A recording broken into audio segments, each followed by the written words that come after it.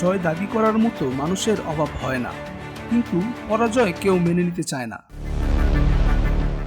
পারমাণবিক শক্তিধর ভারত ও পাকিস্তানের মধ্যে সামরিক সংঘাতের ক্ষেত্রেও একই চিত্র দেখেছি আমরা। তবে দুই পক্ষই নিজেদের সফলতার গল্পগুলো বেশ জোরে সোরে প্রকাশ করছে।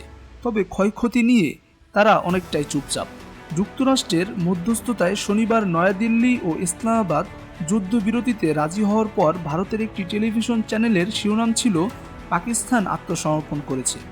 পরে ভারতের প্রতিরক্ষামন্ত্রী রাজনাথ সিং বলেন, গত মাসে ভারত নিয়ন্ত্রিত কাশ্মীরে বন্দুকধারীদের হামলার পর পাকিস্তানের বিরুদ্ধে ভারত যে সাময়িক পদক্ষেপ নিয়েছে তা সন্ত্রাসীদের একটি শক্ত বার্তা দিয়েছে।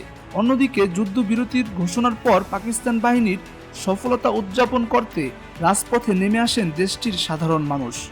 পাকিস্তানের প্রধানমন্ত্রী শাহবাজ শরীফ সেনাবাহিনীর প্রশংসা করে বলেন, কয়েক ঘন্টার মধ্যে আমাদের যুদ্ধবিমানগুলো ভারতের বন্দুকগুলোকে যেভাবে থামিয়ে দিয়েছে তা ইতিহাস থেকে খুব তাড়াতাড়ি মুছে যাবে না। দুই দেশের পক্ষ থেকে যত সফলতা দাবি করা হোক না কেন, তাদের কারোরই ক্ষয়ক্ষতির পরিমাণটা একেবারেই কম নয়।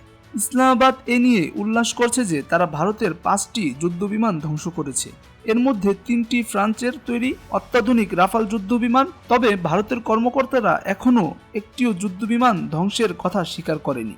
যদিও এর আগে CNN এর প্রতিবেদনে বলা হয়েছিল, পাকিস্তান যখন ভারতের যুদ্ধবিমান ভূপাতিত করার দাবি করেছিল তখন ভারতের ভূখণ্ডে দেশটির 2টি যুদ্ধবিমান বিধ্বস্ত হয়।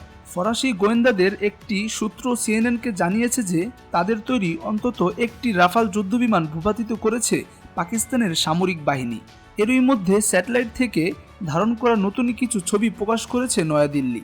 তাতে দেখা গিয়েছে একাধিক রানওয়ে ও রাডার ব্যবস্থা ক্ষতিগ্রস্ত হয়েছে পাকিস্তানের।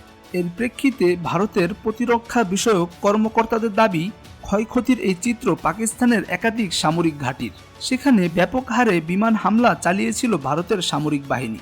যুক্তরাষ্ট্রের মধ্যস্থতায় যে যুদ্ধবিরতি শুরু হয়েছে তার কৃতিত্ব নিয়ে টানাটানি করছে নয়াদিল্লি ও ইসলামাবাদ। যুক্তরাষ্ট্র আগ বাড়িয়ে মধ্যস্থতা করায় দেশটির প্রতি কৃতজ্ঞতা প্রকাশ করেছে পাকিস্তান।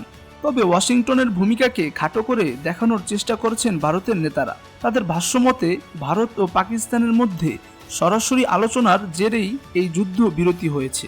এছাড়া কাশ্মীর নিয়ে ভারত ও পাকিস্তানের মধ্যে দীর্ঘদিন ধরে চলে আসা দ্বন্দ্ব সমাধানেও আগ্রহ দেখিয়েছেন মার্কিন প্রেসিডেন্ট ডোনাল্ড ট্রাম্প।